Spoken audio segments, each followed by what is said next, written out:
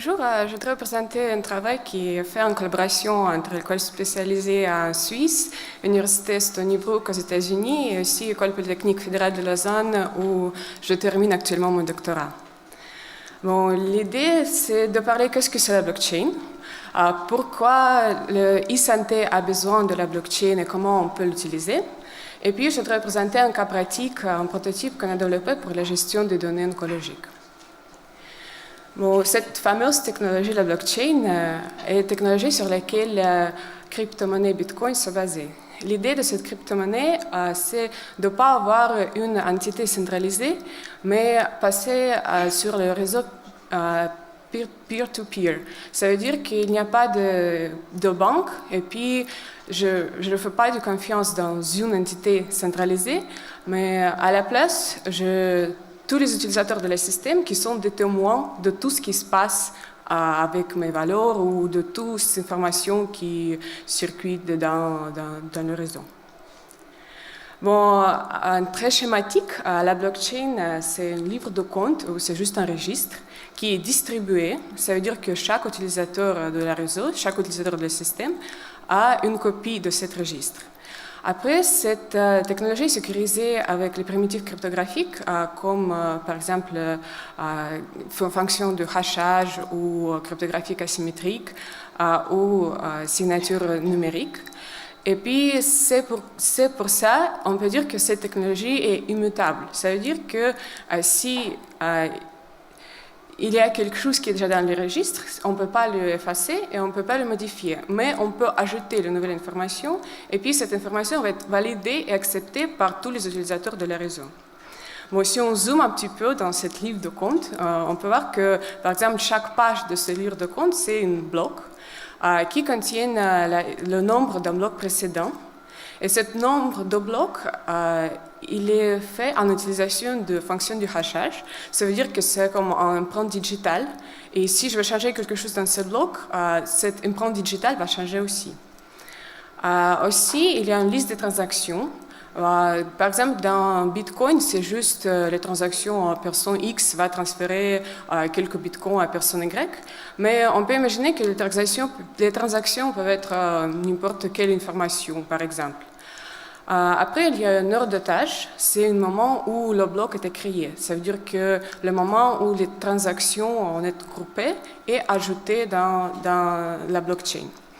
Après, il y a, comme j'ai déjà expliqué un peu, le nombre du bloc qui est fait en utilisant l'information qui est dans le bloc. Ça veut dire qu'il y a aussi cette information de nombre d'un bloc précédent. C'est comme ça c'est pour ça qu'on parle de la blockchain, parce qu'il y a toujours le nombre d'un bloc précédent, et puis si on essaie de changer quelque chose, le nombre du bloc va changer, et après le nombre du bloc suivant va être changé aussi, etc. Après, il y a les différents types de la blockchain, et cette différenciation est basée sur le processus, comment on ajoute le nouvel bloc. Si on parle de la blockchain publique, ça veut dire que tous les utilisateurs peuvent participer à ce processus de création de nouvel bloc. Il y a, exemple, c'est Bitcoin ou Ethereum qui est blockchain, on peut dire un peu customisé. On n'a pas besoin juste de dire que oui, c'est personne A qui veut transférer les argents à personne B.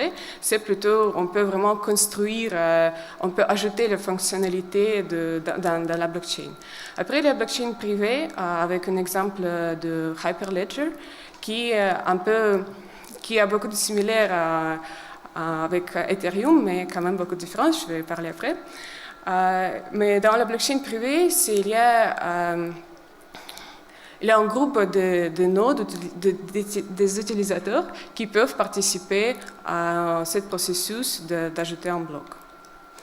Bon, comme j'ai dit déjà, blockchain publique, c'est tout le monde peut participer à un consensus. Moi, je peux demain créer un compte et puis je peux participer dans ce processus qui s'appelle mining ou proof of work ou preuve de travail. Ça veut dire que je vais participer à un processus de trouver ce nombre de blocs avec certaines caractéristiques pour ajouter toutes les transactions dans la blockchain. Il y a toujours la notion de crypto-monnaie. Ça veut dire que si je peux, dans la Bitcoin, je peux que transférer le valeur. Mais dans Ethereum, je peux par exemple créer un contrat intelligent et puis je peux les exécuter en utilisant les crypto-monnaies. Bon, ça veut dire que, comme j'ai déjà dit, les nodes sont anonymes jusqu'à un certain niveau. Tout le monde peut rejoindre le réseau et puis peut créer plusieurs comptes. Cette smart contract ou contrat intelligent, c'est en fait juste un programme qui peut contrôler directement des actifs ou des informations. Et on peut se voir comme juste un contrat légal qui est transféré en code. Par exemple, en cas d'assurance du vol, si par exemple le vol était annulé, j'ai acheté une assurance, je vais être sûr que je vais être remboursé parce que ça c'est écrit dans le code. Et puis si c'est vrai que j'ai payé l'assurance, si c'est vrai que le vol était vraiment annulé, je vais bien sûr avoir mon remboursement. Bon, dans la blockchain privée, comme j'ai dit, le consensus ou cette possibilité d'ajouter un bloc est accessible que pour un groupe d'utilisateurs présélectionnés. Ça veut dire qu'ils ont diffusé les informations et ils font plusieurs broadcasts pour trouver le consensus que oui, ces transactions, c'est le moment de les ajouter, de former un bloc et ajouter un bloc de la blockchain. Tous les nodes, tous les utilisateurs, ils sont enregistrés sur le service des membres et c'est le service des membres qui contrôle qui peuvent participer au consensus. Après, les contrats intelligents écrits en langage comme Go ou Java, les langages généraux. Bon, pourquoi? Maintenant, j'espère que c'est un peu plus clair qu'est-ce que c'est la technologie de la blockchain. Maintenant, j'essaie de vous convaincre pourquoi le e-santé a besoin de cette technologie. C'est connu que les données médicales sont très sensibles, mais ils sont aussi partagés entre les acteurs du système de santé. Et si, par exemple, le patient a besoin de partager les données pour la recherche ou si le patient visite plusieurs médecins, il doit signer le consentement, il doit toujours penser où sont les données, comment on peut les transférer. Et puis, en cas de gestion de maladies chroniques ou conditions graves, ça peut être encore plus difficile parce que aussi le patient a besoin de gérer prescription, aussi de prise des médicaments. Ça peut être difficile. Bon, mais comme j'ai déjà dit, la blockchain est immuable, elle est sécurisée, elle est distribuée. Peut-être elles peuvent nous aider de gérer toute l'information. Elle peut aider les patients à gérer toute cette information. On peut imaginer qu'on va connecter dans le réseau tous les acteurs de soins médicaux, comme les médecins, l'hôpital, les pharmacies ou les assurances, qui vont avoir cette copie de registre, qui vont avoir le ledger, cette livre de compte. Après, les données du patient, ils vont chiffrer et hasher et sauvegarder sur un serveur cloud. Mais le contrôle d'accès, ça veut dire les consentements ou vraiment le politique de contrôle d'accès à ces données va être sauvegardé dans la blockchain et ça veut dire distribué entre tous les utilisateurs de le système.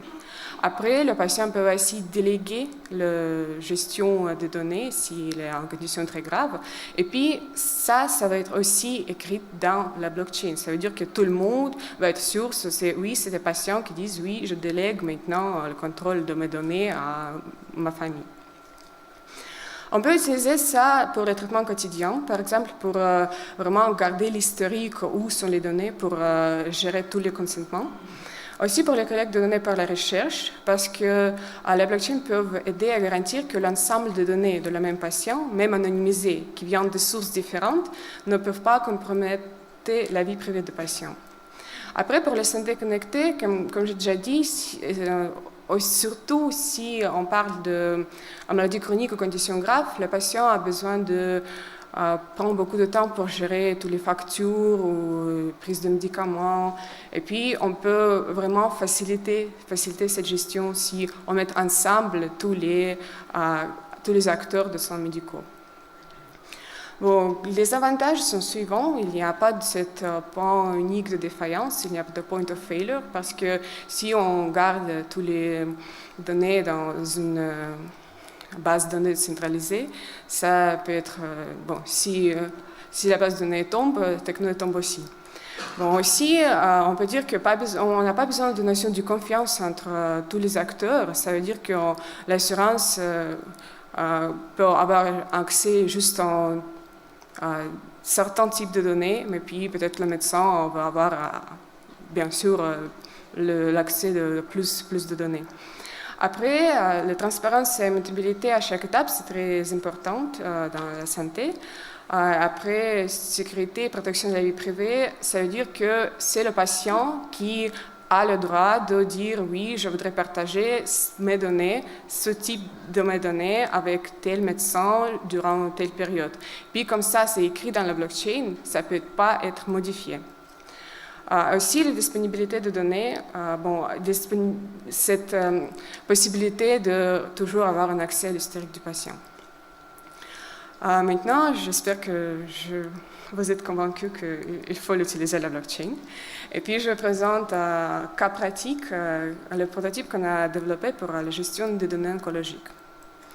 Bon, les patients oncologiques ont besoin de traitements à longue durée ou à vie, et c'est important d'avoir un accès de certains types d'informations, comme par exemple la dose de radiation reçue. Et puis, la gestion de consentement peut être vraiment très compliquée parce qu'il y a beaucoup de données qui sont distribuées entre beaucoup des acteurs de soins médicaux.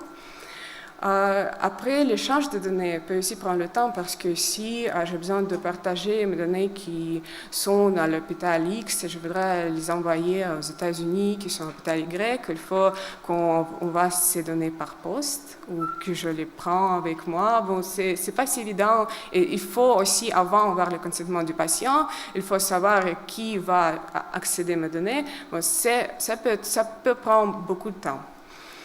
Bon, qu'est-ce qu'on a décidé de commencer avec, c'est avoir cette blockchain entre les médecins et les hôpitaux.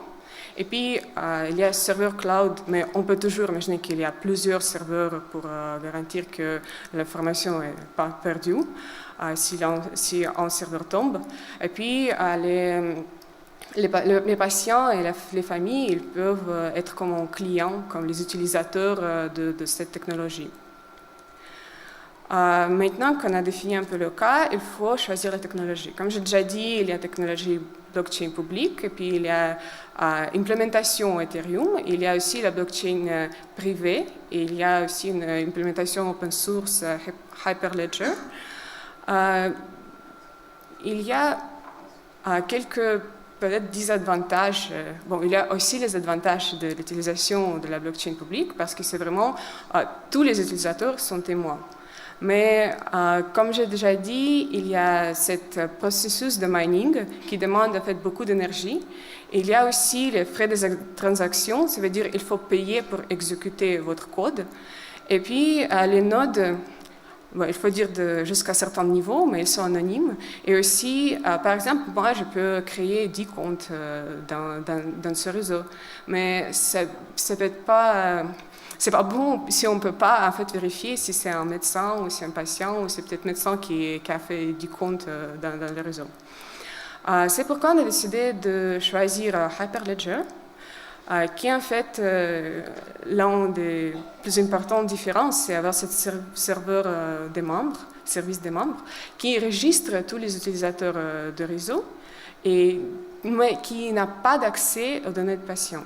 C'est-à-dire, il juste dit, oui, ce docteur est dans le réseau, mais je ne connais pas plus. Après, il y a un chain code, où c'est un contrat intelligent qui en fait consiste de state, qui est l'état du système, et logique, qui est en fait juste une pièce de code. Ça veut dire que, par exemple, un Bitcoin, state, c'est juste l'état du système, ça veut dire que c'est tous les comptes de tous les utilisateurs. Mais par exemple, en cas de système informatique, ça peut être juste une base de données avec des entrées qui correspondent à patient. Puis logique, c'est un code en utilisant lequel on peut changer state, l'état du système. Après, il y a une blockchain elle-même, qui est Ledger, sur laquelle toutes les transactions, en fait, toutes les modifications de state sont enregistrées, avec aussi un hashage de state pour être sûr que s'il y a une transaction, elle est passée, et bien les résultats, le state, l'état du système était comme ça en un moment de horodatage. Après, l'architecture proposée, on imagine que les nodes de système sont les pictos, puis ils sont tous connectés, et on se connecte aussi au serveur cloud. Ils sont connectés au service des membres qui contrôlent l'identité de l'hôpital ou aussi de tous les utilisateurs. Et puis, on peut par exemple regarder le registre en médecin pour être sûr que tous les nodes ils sont vrais hôpitaux, tous les médecins ils sont vrais utilisateurs. Je suis presque finie. Bon, sur le serveur, il faut catégoriser l'information, il faut encrypter et aussi hasher pour garantir que ce n'était pas modifié. Après, pour garder toutes les autorisations, tous les consentements, tous les contrôles d'accès, et aussi les métadonnées, des données qui sont sauvegardées sur le serveur cloud. Après, le patient peut créer une entrée, ajouter des données, ajouter un consentement ou une autorisation.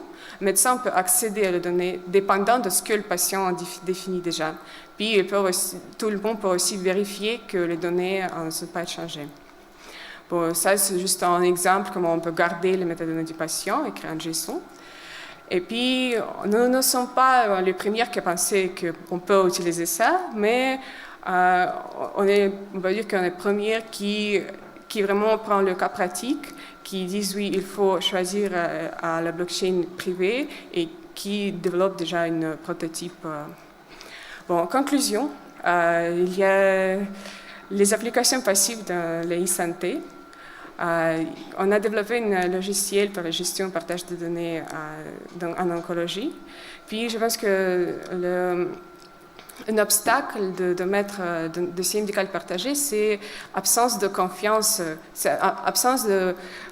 les patients, ils ne sont pas sûrs que tout ce qu'ils veulent partager avec les médecins, avec les pharmacies, que ça va être vraiment comme ça. Et puis, avec l'utilisation de la technologie blockchain, on peut vraiment garantir ça, que les données sont sécurisées, on peut garantir la protection de la vie privée. Puis, pour le travail futur, on va continuer à développer notre prototype, ajouter les différents acteurs et tester notre prototype avec les vraies données patients. Donc ça, c'est mon équipe et merci de votre attention.